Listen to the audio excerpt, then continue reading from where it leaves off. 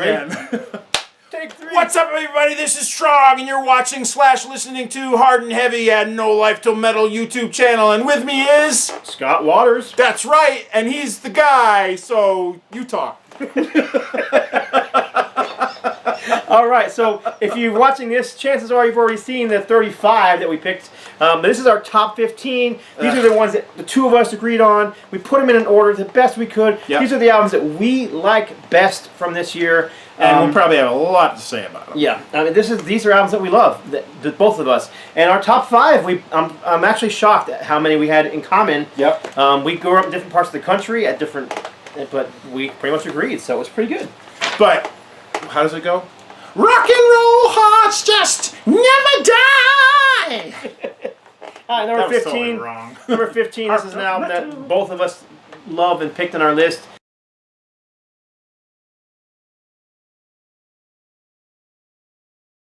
This is... Give me another one. That's the reissue. There you go. This is the original. Trouble the Skull. Second album from Trouble. Yes, excellent. What they called white metal at the time. It was Metal Blade not knowing how to market this band. Right. And what we got here is Trouble. There were a couple of bands at this point in history that were taking the Sabbath sound and expanding on it, paying tribute / expanding on it, and Trouble was one of them. The other one was St. Vitus. And they were trying to get away from all the goofy satanic stuff that a lot of the bands were doing.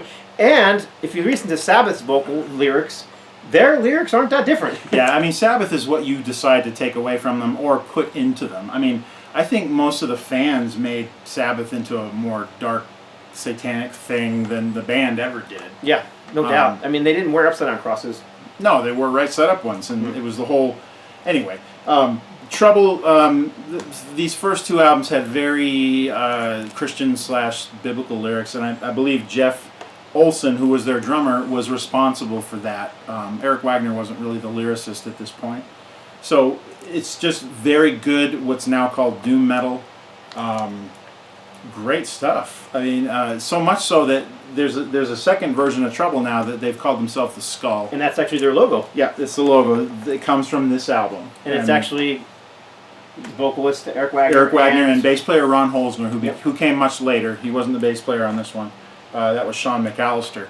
But the skull is referring to Golgotha, the place the where hill Christ that died, Christ was crucified, or Calvary. which is actually on the first album cover. That's true. It is. It is. Very, very neat stuff. And I didn't get into these guys until later. But I was always interested in them. It's just I was never able to pick them up until later. I picked up on them in '85 this year.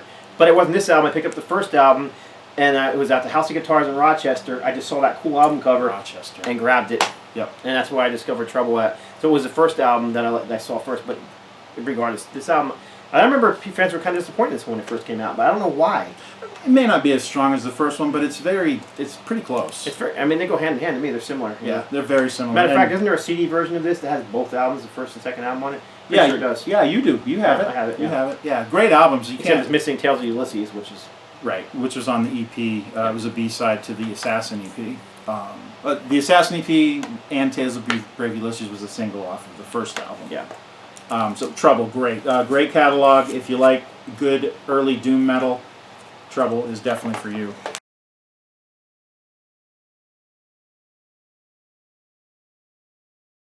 This is one that's a little different from the stuff we've been showing. That's true. I love this album, and it's kind of a crossover record for them. This was a change. This was a change for them. This is Loudness, Japanese metal band. This is probably their biggest selling record. Thunder in the East, thanks to the track Crazy Nights. Crazy Nights. Guacamole Crazy Nights. But this is a kind of a crossover, because their earlier albums were more dark, Judas Priest influence, heavy metal. Almost progressive. This album is a little more commercial, but heavy Accept sound on this one. I really hear a lot of Accept on this one. And a lot more Americanized than their Japanese roots. But I love every song in this record. It's a good record. It was a great classic. I can Heavy Chains. Great heavy metal album, and they look the part too. Yep. I mean, they look. I love this record, and I love the cover art. I think Loudness got some of the success that they were after with this one. It was a great. And they were touring with everybody at this point. I saw them on this tour with Stryper. Stryper, that's right. Yep. TNT, Loudness and Stryper on the Hell to the Hell with the Devil. Didn't they tour with Accept as well? Was it Probably. Yeah. Anyhow. Loudness, number 14 on our list. I mean, just iconic a great cover too. I mean, heavy metal Rising album. Sun. Again, not a whole lot of bands were doing that straightforward heavy metal at the time. It was Not at that point. That was not a pop metal album. No, definitely not. So what we got next? Number we are 13. at number 13. This was.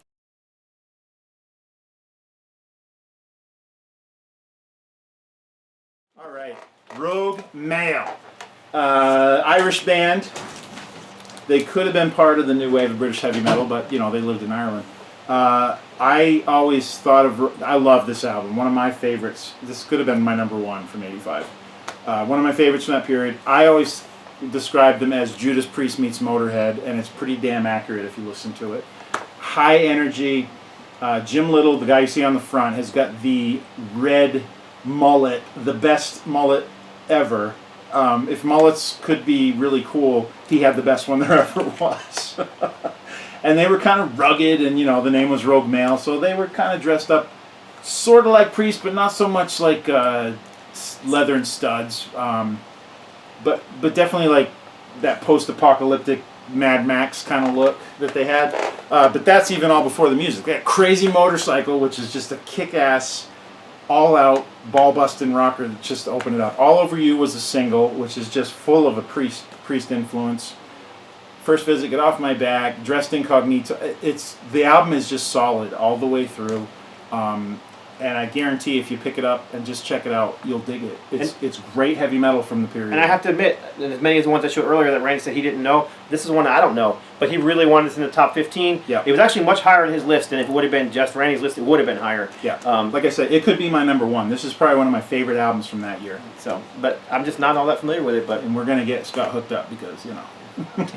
It's a great album. They had one more after this called Animal Man.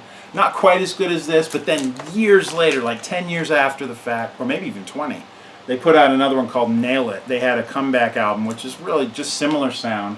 Rogue Male, but that debut, get it. It's great.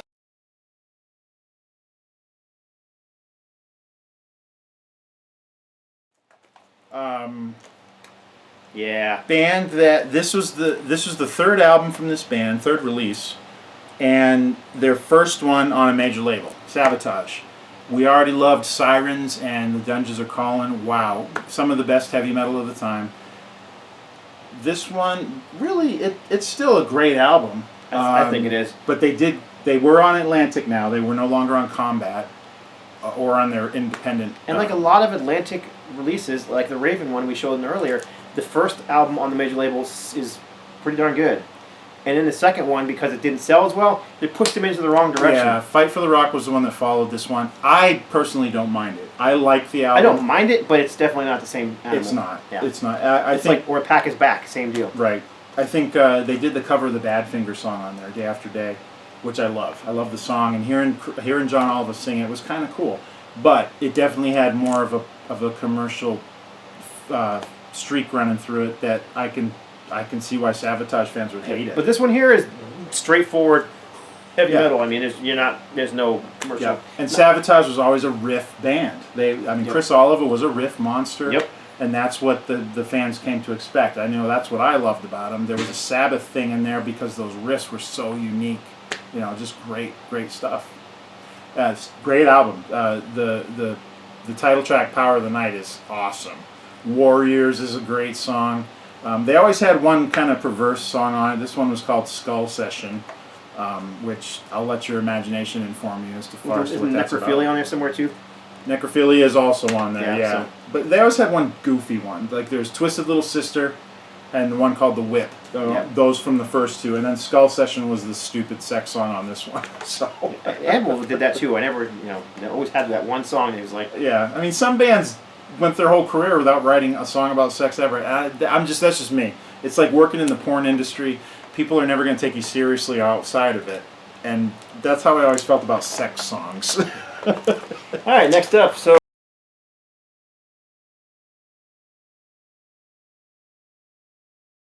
let's see. We got. This is another one of Randy's choices, and I love this record too. But definitely one of. This one? Yep, definitely one of his choices in his top 10 list. Yeah, and I did not get into this in '85. I think I might have seen it for the first time ever in '85. The sophomore release from St. Vitus, Howl's Victim. Doom. Total doom. I mean, when I saw these guys, it's obvious that there's Sabbath worship going on here. Obvious. And I didn't even know what to think of it. And I was not one to just total take risks. I didn't say, oh, I want to check that out. I just kind of filed it away in my head. And I don't think I heard this for like 20 years after it came out. This to me was a second. I heard this after I heard the album with Wino? Wino, yeah. Yeah. So I went backwards. Yeah, I didn't hear the Rieger stuff until after the Wino stuff either. But it's a great follow-up to the first one. I would say that there's some cuts on here that aren't straightforward doom. Wars Our Destiny and White Stallions are more... It's more like heavy galloping metal. Not like you would necessarily hear by Black Sabbath. But there's plenty of stuff on here that is just completely... Yep, slow, heavy, plodding doom. I mean, and these guys were on a weird record label. They were on SST, which was known, a punk label. It was Black Flag's label. Greg Ginn owned it. He was the guitar player for Black Flag. And these guys were admittedly into that stuff. They were into Black Flag and all that. And they were in LA, so that's probably why they got hooked up. And St. Vitus has definitely got a punk influence because it's very like unproduced. It's not virtuoso music by any means. But it's very characteristic. When Dave Chandler plays a solo, you know it's Dave Chandler. He's got an unmistakable sound. Scott Riegers has a very interesting voice. And he's back with them, right? He's back with them. He's actually touring with them right now. Yep. He was with them on the first two albums and the third EP, third, which was an EP. Then he left. Wino did 3 or 4 with them. Then they had another singer come in named Christian Linderson from Count Raven. Did 1 with them on the COD album, which Don Dawkins produced. Yeah, that album was very different. Interesting. The production, you can tell. It's totally different. And then Scott came back for an album called Die Healing. And then Wino came back, and now Scott's back. So they just kind of, they're playing cycling through their vocals. Singers. Yeah. This is one of my picks. It was in my top 10. This is number, let's see, what are we on here? This is number 10.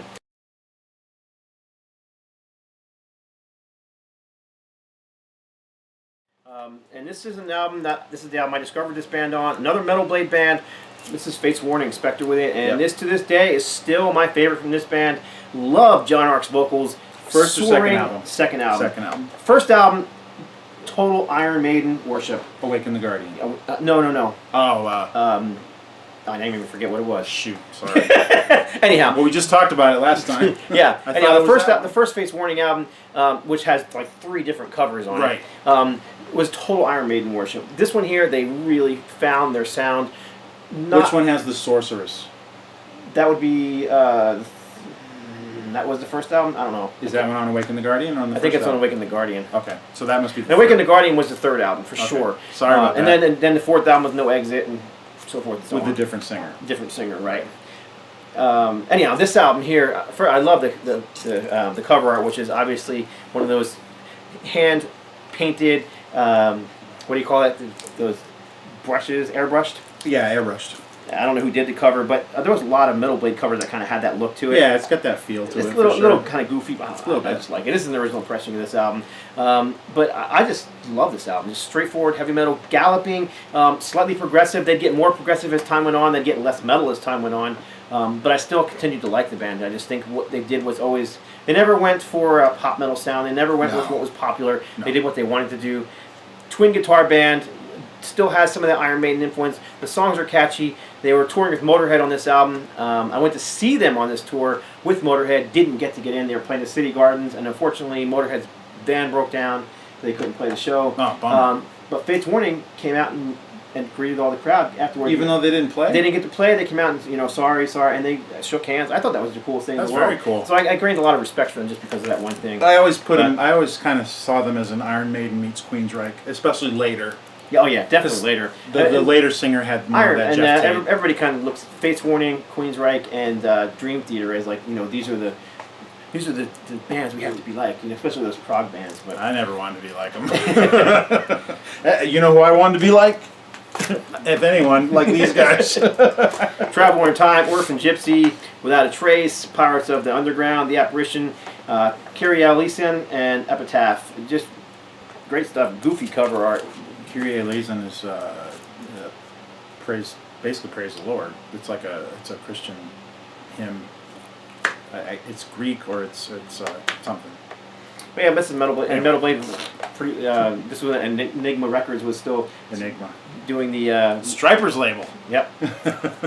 Enigma had some kind of distribution deal with Metal Blade Records at the time. Yep.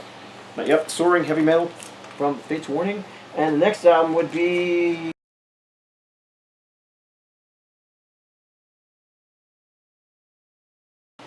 Scott is going to take the lead. Is total my pick. I'm a huge fan of this band. New Jersey, New York based Overkill. One of the very first thrash metal bands, along with Metallica and Exodus. But these guys came a little later. Quick question. I saw this on Facebook the other day. If the big four suddenly was the big five, who would be number 5? For me, Overkill. See, I said Exodus, personally, but I can totally see why you would say Overkill. Yep, I'd go Overkill. Like Exodus, their albums didn't come out until after. They did have an EP but Exodus actually predated Metallica. I think that's what's weird about them. But so did Overkill. Yeah, you're right, they did. But before this, and you got this look here going on here where they got you can't really see it because it's backlit, but you know it's just a tough leather studs look. But before this, they had this vampire rock thing going. And they were really? Oh yeah. Totally from the first EP. Yeah, they were. And even before that, they kind of had the eyeliner and stuff. Yeah, and even before that, they were doing this whole vampire thing, and they were around since the early '80s. But this is just, I mean, okay, Rotten to the Core, total. You got this total hardcore punk edge mixed with heavy metal. Yeah, Rotten to the Core. I remember that too. Mm-hmm. Rotten to the Core, There's No Tomorrow, Second Son, Hammerhead, Field of Fire, Blood and Iron, Kill on Command, and the Eponymous.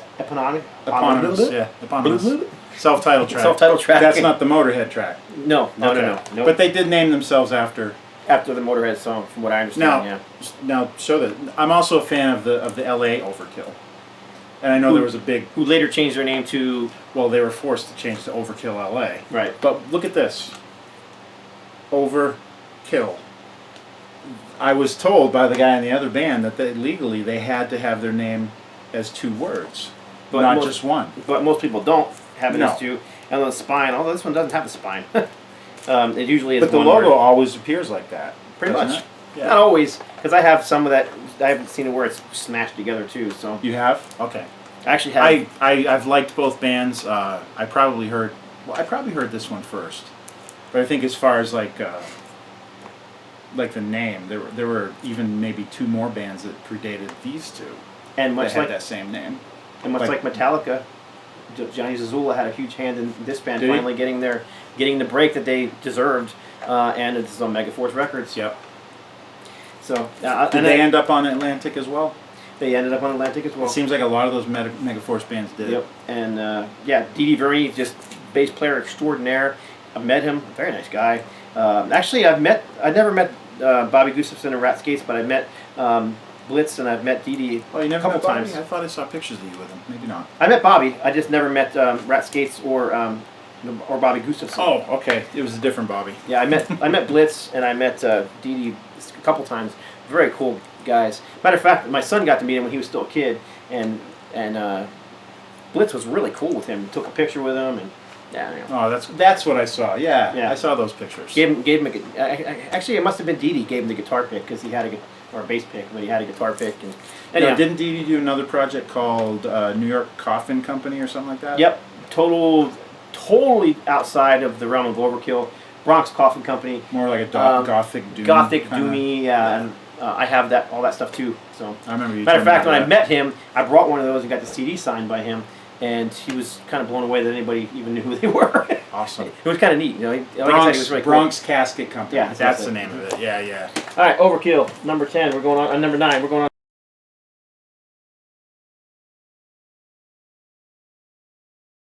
This was one that we both picked. We did pick it because I picked this up in '85 when it came out. I picked this up in '85 too. First time I'd heard of them, but I'd never heard them. And I just got a wild hair, and I wanted to hear them. So I walked into a record store with my girlfriend at the time, who was my wife, who's been my wife. And we went into this record store in the mall, and we were looking for something new, different. So I asked the guy who was working at the store, "Hey man, you got a new metal?" And he says, "Have you heard Stryper?" And I'm like, "No, who's Stryper?" There's Stryper. And he's like, dude, I'm into everything from Metallica to the Monkees. He goes, if you like any of that stuff, you'll like Stryper. Not that he was saying it sounded like the Monkees in Metallica, but They just look like he's just saying monkeys. he's in everything. And remember, in '85, the Monkees kind of had a comeback they thing. did. Yeah. That's right. So, But they didn't sound like Stryper. right on. So I picked up this, and I brought it home. It was white vinyl, and this blew me away. And then I liked it too. And then I found out, hey, this is a Christian band. Yeah, I was like, which is kind of wait a minute. Which is kind of hard to once you hear the words. It's kind of hard to. And I was like, wait a minute, because at that point I'd gone to church my whole life, and I was in youth groups. But the stuff they were pushing on me back then was, Keith Green, which I actually love Keith Green, but it was stuff like that. But a lot of it was very limp. Who's the guy who does Raindrops Keep Falling? Oh, B.J. Thomas. B.J. Thomas, that was the one there. It's just. I mean, just way behind the curve. Sandy Patty. It was just like way behind the curve. Man, and then I got this, and I was like, and I heard Surrender for the first time. I was like, wow. Yeah, and I really dug that overdriven heavy guitars, Yep. the screaming vocals that some people say sounds a bit like Styx. Tommy Shaw. Oh, totally. I think. But I think that if Robert Michael Sweet, if these guys did a Styx tune, it would sound dead on because Michael Sweet sounds so much like Dennis. The guy's got a voice. I mean, he sang for Boston for years. I so wish they would attempt a Styx song just to hear it. Like do anything off the Grand Illusion album. I think would be killer. People tend to think Stryper are wimpy. And they're not wimpy at all. I mean, they look a little foofy in some of the old pictures. They were an LA band. They came off the Strip. But they were heavy. But they were heavy. They had really heavy. It was that, and they had that very overdriven guitar sound. But Surrender is a heavy song, and Soldiers on Command is a heavy song. Makes Me Want to Sing is probably the happiest heavy song you'll ever hear. And then you got, of course, they always have their ballads. You got First Love and Together As One, which for me, which I think you have to have the single here.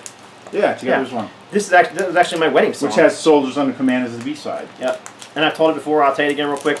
Together As One was my wedding song back in 1989, but my original choice was not that. It was Let Me Like a Reptile by Motorhead. My wife wouldn't go for it. Yeah, knowing Lori, I'm surprised. But I know what you were doing. You're asking for the sun so you could get the moon. Right? And she likes this song, so it's still our wedding song. So they also did a really cool version of Battle Hymn of the Republic on here, which I still think is just great. I think it's awesome. This is probably my favorite Stryper right here. Everybody calls them the Bumblebee outfits. The Bumblebees. The heavy Bumblebees. I mean, they were doing the same thing when they were Rock's Regime. They were still yellow and black. Yep. And you got to face it, it stuck in people's minds whether they thought it was goofy or cool. And they were huge. I mean, people were showing up to the concerts in yellow and black. I mean, it worked. It's just any other gimmick that some band has used. You can make fun of them all you want to, but there's not a whole lot of bands who have conventions. No. Kiss do. Stryper does. Stryper does too. I played the Stryper convention, so I know. I mean, there was a lot of Christian rock going on at this point, but Stryper, and they may not have been the first Christian metal band, but they were the first band that hit. Stricken and they were the first band that hit and became huge. And they were on a regular label, and they weren't playing youth groups. No. So. And plenty of people didn't accept them. For me, it was a totally different approach. It was like, wow, listen to all the stuff they're singing about that's not sex, drugs, rock and roll, Dungeons, Dragons, whatever. They're actually singing like biblical lyrics. Number 7.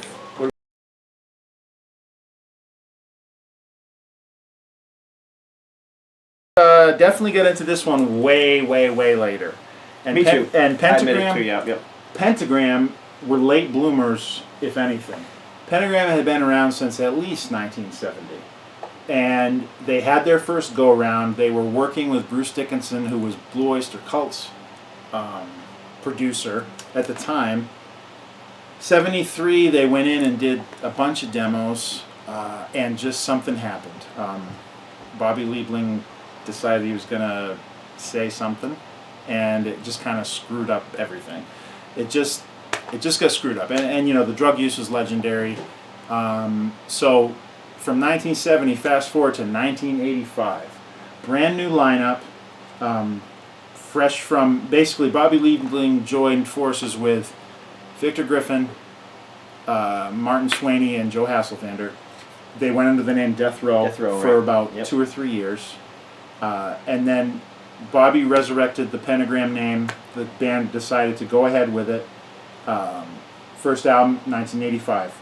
Later reissued under the name Relentless by Peaceville Records, but that was like 93, which was another, almost 10 years later. This stuff was going on the same time as St. Vitus and Trouble, but they just didn't get the same recognition outside of the Maryland and D.C. area or Virginia. But wow, now they're considered legends. Now they're considered legends, and they're finally getting their due. Bobby and Victor back together. They got Greg Turley on bass and Pete Campbell on drums. They've been touring for almost 2 years straight now for the Curious Volume album. Really they're already legends in the underground, but now people outside of that scene are starting to learn about Pentagram. And I started listening to Pentagram probably maybe like 2002, and became friends with Victor and just was like, okay, this guy's my friend now. I got to check out everything. So I did, and I'm a huge fan of Pentagram. And I'm so glad that they're finally kind of getting their due. They're out touring in Europe right now. They're out in Europe and just kicking ass, and they're doing great, and I love them, and I'm so glad that that's happening. Doom! Here's where it started. Self-titled Pentagram, no doubt. 85. Yep. Huge Sabbath influence again, but so heavy. But around at the same time. True. 85 Sabbath was still around. Even in the 70s, they were basically...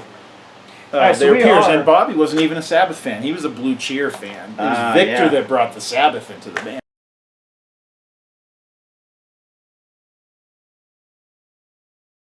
band. So we are on number 6, and this is an album that, the one on top.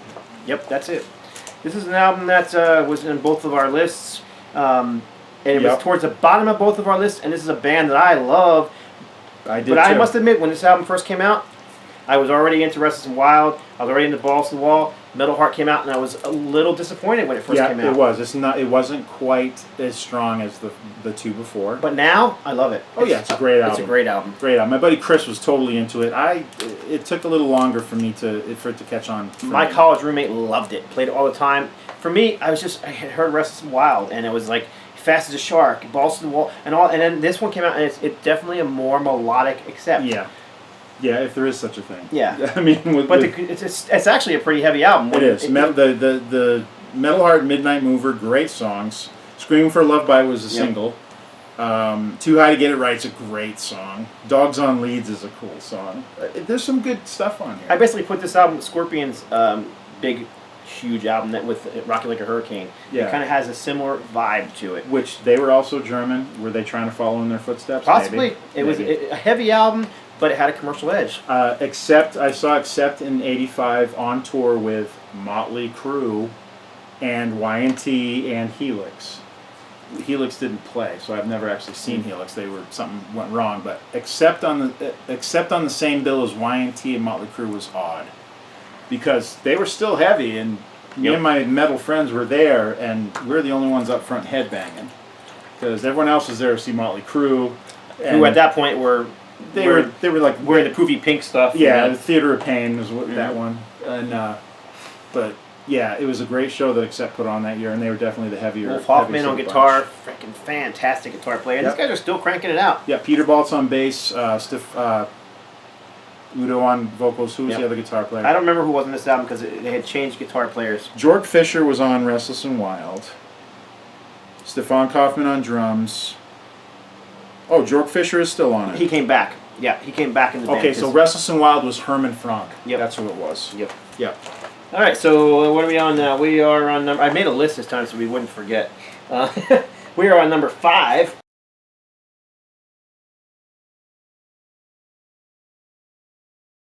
And I have that one sitting right here. Great album. This album was on both of our lists. And I'll confess that I did not hear this one in '85. It was many years later for me. I did hear. I bought this one the day it came out, and I was totally into it because I'd already seen him live. Exodus, Bonded by Blood. Yep. I pointed out a flyer I have over there. They opened up for Megadeth in '84. I saw them in a club, and they were just. There was a very rabid fan base for Exodus in the Bay Area, who were kind of anti-Metallica and not really into Megadeth, but they were totally into Exodus, and like fans that were around since Kirk Hammett was in the band, and they were just kind of sickened by Metallica, and because Exodus was still so raw. And great album. Yeah, and I honestly like. Paul Bailoff is a cool vocalist, but I actually like Zetro better. And it's funny because after this album, completely lost track of Exodus. I never really followed them after this one. So for me, I discovered the second album first and then went backwards to this one. So that could be why I like the second album so much more. But and it's a very different style. Maybe not musically, but vocally, yeah, totally different. So you got, and this one had much more satanic themes on it than they did later. So you got Piranha on here. Piranha, great track. Which of course also was resurrected in the Metallica songs, part of it. Because Kirk Hammett actually wrote part of that song. More Breath, or? No, it was on... Doggone it. And I can't remember. I shouldn't have said anything now that I can't remember the song. Whatever. You sure it was Piranha? Yeah, it was Piranha. I'm pretty sure it was Piranha. Okay, whatever. Anyhow, whatever. Bonded by Blood, and then there were none. And then there were none had a great catchy riff in it. A Lesson in Violence, Metal Command, Deliver Us from Evil, No Love, Strike of the Beast. Deliver Us to None was a long song too. Wasn't it like 8 minutes long? Deliver Us to Evil? 7 minutes long. Yeah, it was a long one. But yep, Gary Holt, Tom Hunting, Rick Hunholt. Of course, Gary Holt's still doing it. Also playing with Slayer. Yeah. I always thought that Rick Hunholt looked a lot like Bobby Liebling from Pentagram. He looked a lot like him. He does kind of look like him. It's the eyes. Yeah. And funky album cover. Totally, and the blue. So like the baby blue, and it's got the evil baby. It almost makes it look not metal. I don't know, but it is. Yeah. So anyhow, that was our number 5 pick. I know many people who would have picked this as number 1. Yeah, it's a great album. I love it. I always have.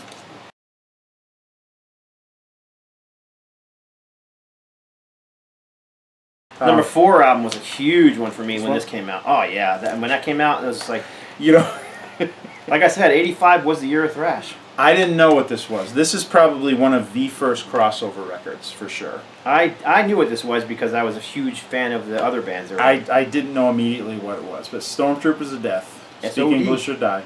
You know why I bought this? It wasn't because Scott Ian and Anthrax members were on it. I bought it because there was a song on there called Milk.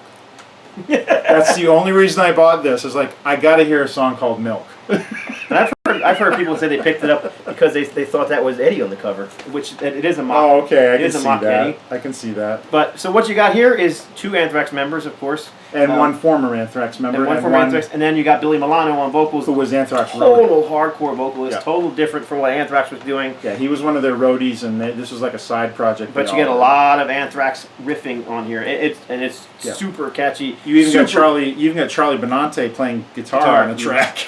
And he does write a lot of Anthrax stuff too. So super crude. I mean, it's very crude. Yeah, over the top crude. Yeah, I mean, some of the what was it? Kill Yourself. Oh, I mean, even the name of the record, Speak English or Die. I mean, it was all tongue in cheek. Yeah, this is actually a cool one because I'm not huge into colored vinyl, but this was just. Oh, that's a reissue. Oh, cool. That's just a really cool looking vinyl, so I had to pull that out. Cool. Fuck the Middle East was on there. Those were 2 of the more kind of what's the word I'm looking for? Crass, but not crass, but inflammatory. Pre-Missile Princess Blues on there. The best one, though, Ballad of Jimi Hendrix was totally, this was something that they became known for. The Ballad of Jimi Hendrix basically went, you're dead. Mm-hmm. And they went on to do a ton of those, but that was the first one. And there was another one on there called, there was another real fast one. A bunch of fast ones. Diamonds and Rust, the extended version. Yeah, extended version. It's Diamonds and Rust. And that's it. But that's where a lot of that intro, March of the SOD, is so very freaking heavy. Very heavy. I mean, if you don't bang your head to that, you're not a metalhead. And then Sergeant D in the SOD. Sergeant D is coming, and you're on his list. And you get the Milano Mosh, which is the first time I heard the word mosh. I didn't know what it was at the time, and it's a very. I don't think there's a song on here that. It's a hardcore thing, and it became a metal thing, and it's when you're in the pit and you're doing the thing, the moshing. So. And then you got United Forces. United Forces. Yeah, it's a total. There's nothing on here that's just not. Oh, and then at number 9 you got Anti-Impersonation Song. Are we gonna get a copyright strike for that? Yeah, maybe. And Milk, the one I bought it for, is like, I want some milk. My coffee goes cold. I want some milk. I should have been told. And it's just a song about milk. And if you get the balls to sing a song about milk, this has got to be just hilarious. And it is. This is produced by Alex Perry. I'm having a hard time speaking, aren't I? And once again, Megaforce. Marsha and John. Marsha and John. Well, I mean, Anthrax was a New York band. So. Yeah. But yeah, this is a classic album. It definitely deserves to be in the top 5. Oh, and here it's number 4. Number 3.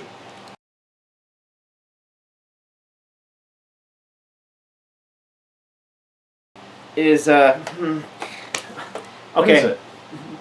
It's this sort of. Oh, all right. Yeah, this is kind of. This is really funny. Okay, Rennie didn't have this record.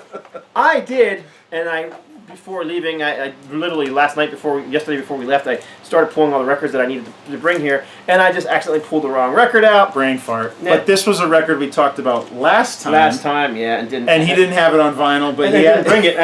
And now he's got it on vinyl, but it's the wrong one. All right, so we were supposed to talk about Hello Waits, the follow-up record to Show No Mercy, and the Live So Undead number EP. 3 is Slayer. We'll just throw it like this. Hello Waits. I was totally into Hello Waits. So heavy. Like no other Slayer before, I was into Hello Waits because my buddy Bill from California came and visited me. He could play the entire intro on guitar. He taught me how to play it. He played the album for me. I was like, this is great. It's just such a heavy album. It's so heavy, and it was Slayer. You know, they weren't so well known yet. No, so they were still on Metal Blade, actually. They were. Yeah, they were. And the title track's killer. Every song on the album's killer. But my favorite was always "At Dawn They Sleep." Yep. Love Great that album. one. I like it better than the one everybody else calls their best album, which was their third album, Rain and Blood. Rain and Blood. Yeah, I like it better than that too. I like it better than the debut. This is going to be controversial. I think Rain and Blood's an overrated record. It's a short record. It's short. It's almost very EP. short. It's got 2 songs in there that are absolutely brilliant. Oh, Angel of Death and Rain and Blood. Favorites. Yep. Those 2 became like the Bible, the bookends of the Bible for death metal and thrash metal in the future. Yep. So at that, I understand the importance of the record, but I don't think it's actually as an album as good as this album or Hell Waits. Hell Waits. Yeah. That's just my opinion. So And I thought the Haunting the Chapel EP was brilliant too. Yep, and also the Live Undead EP. Yep. I love which Live Undead is what got me into which is actually not a live album, but of course not. So whatever. So Slayer at number 3. Sorry, we showed the wrong cover.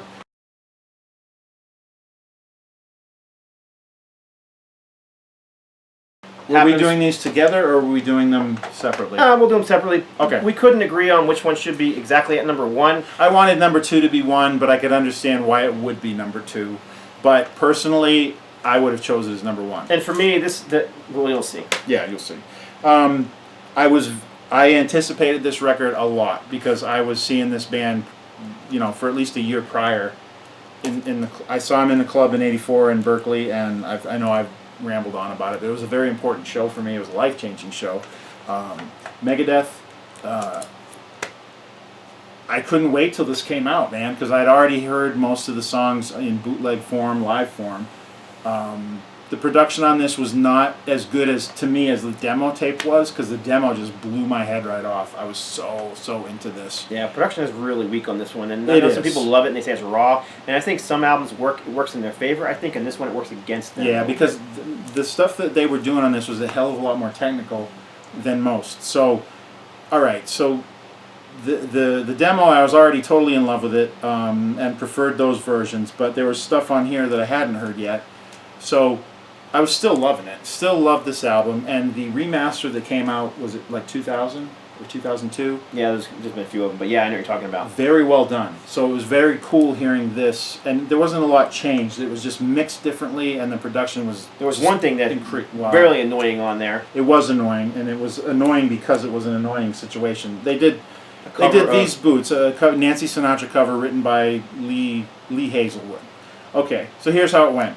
These Boots was on here. Lee Hazelwood was receiving royalties from that song from 1985 when this came out until, whenever, prior to 2000. Mm-hmm. At some point, right before the remaster comes out, he decides he's going to pitch a fit about the fact that the vocals have been changed and it's kind of a sexual song in nature now. Well, he wasn't complaining for 15 years while he was receiving royalties from it. Right. So what Dave did, in typical Dave fashion, was he put it on the remaster. And he beeped out all of the changed lyrics. So mostly you're hearing for singing is beep. It's annoying. Yeah, totally annoying. But I understand his point, but it was annoying. Dave did it as a big to Lee Hazelwood. Is basically what it was. It's the only reason it was on there. I hate it. He put it at the end of the track list, so the only reason it was there was for that reason. That being said, what is that? Oh no, my dog's gonna puke! Don't puke, Maddie. Yeah, I don't know. I loved these boots. So I thought it was a cool song too. It is. And then there's CD versions that came out shortly after this that don't have it on there at all. Yeah, there were some didn't have it on there at all. The original ones did. Yep. Obviously, it's on the vinyl. And the other thing, this was just me. I know a lot of people don't care. This is not how the album cover was supposed to I know look. Dave hated the album cover. Well, I knew the original logo. I had pictures of it, and I was like, that's so badass. And when this came out, I was like, this is stupid.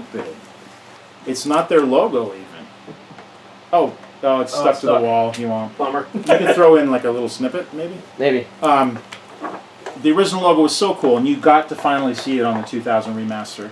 But it was definitely had not all those this. crossbones on it. It was like the skull and crossbones on 10, or on 11. Instead of having a plastic skull with ketchup on it. And apparently the record label threw this together in the 11th hour. Dave wasn't aware of it, and when it came out, he's like, what the fuck? Yeah, and aren't these things in his mouth, aren't those the climbers things? Yeah, I think they're those what do you call them? I don't know, little hooky things. The little hooks that people have on climbers keychains use. now, yeah. And it's definitely not what the cover was supposed to be originally.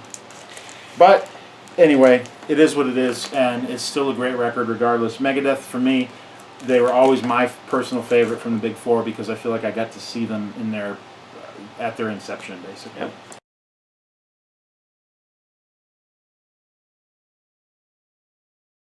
And the reason that, for my number one is, Randy was in the California area, saw those bands. That's true. I didn't even think about this that. This band here, I was from New Jersey area. We were going to clubs like the Lemoore and stuff like that, and I saw this band at the Lemoore, Anthrax.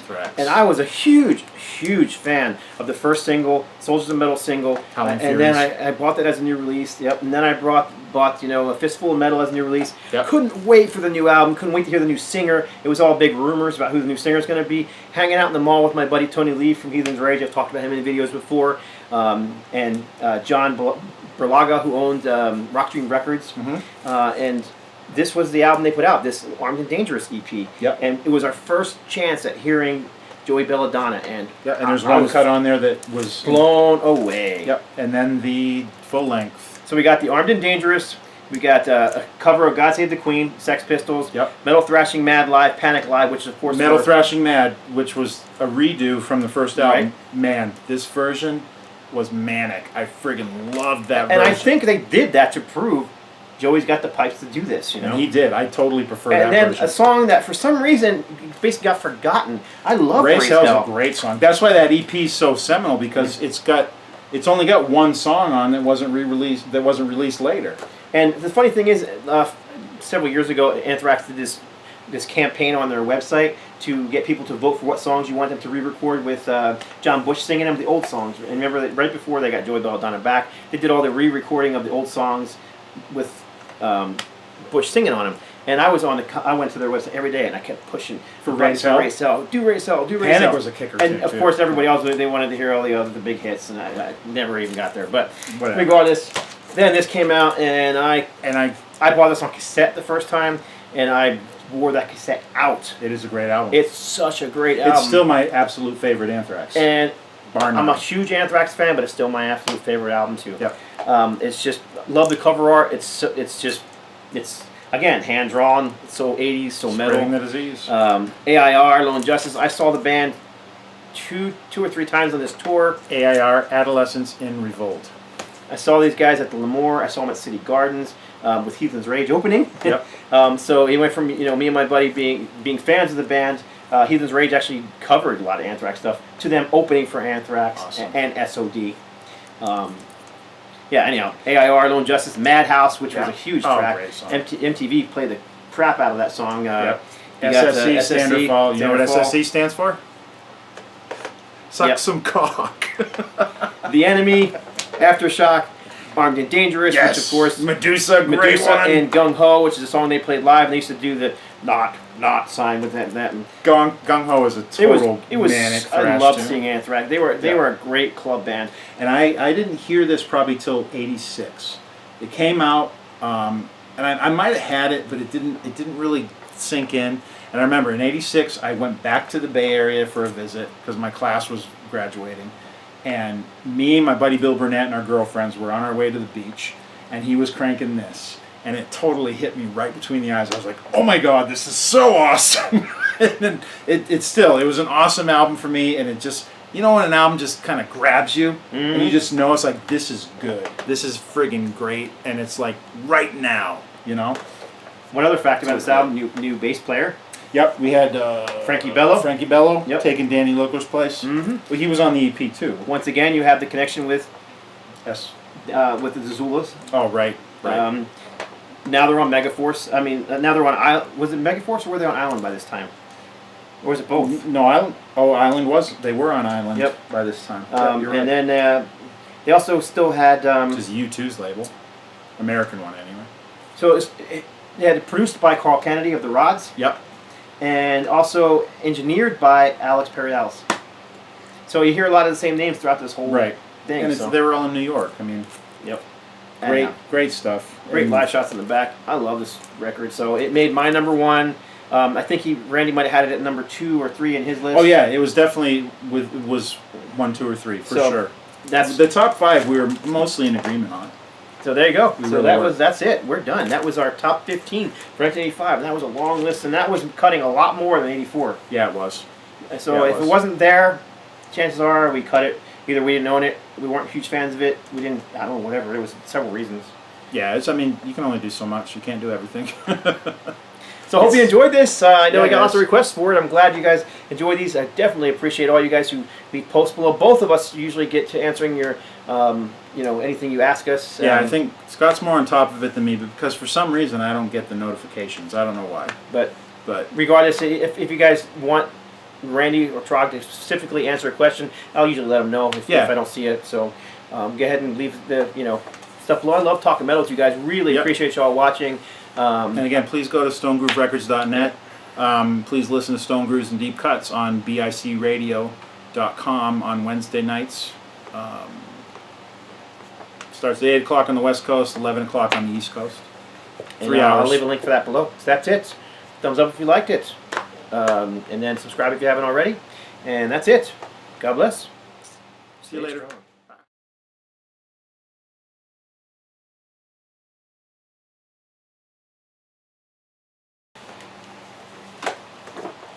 Okay. Hot. Phoenix, of course it's hot.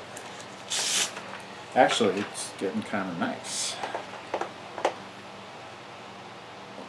Duh. We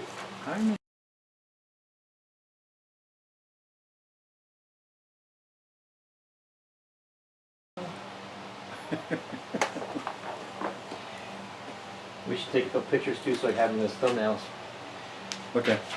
Don't you usually just grab them right off the footage? Sometimes, but sometimes I take. Because you grab some funny ass ones. Oh, I know. Actually, that's a pretty good one. All right. Everybody, the camera's on, by the way. Oh. Maddie is sniffing your crotch. Okay, ready? Wait, try this. What's up, everybody? This is Trog, and we're doing No Life Till Metal Hard and Heavy Top 15 from 1985, and with me is Trog.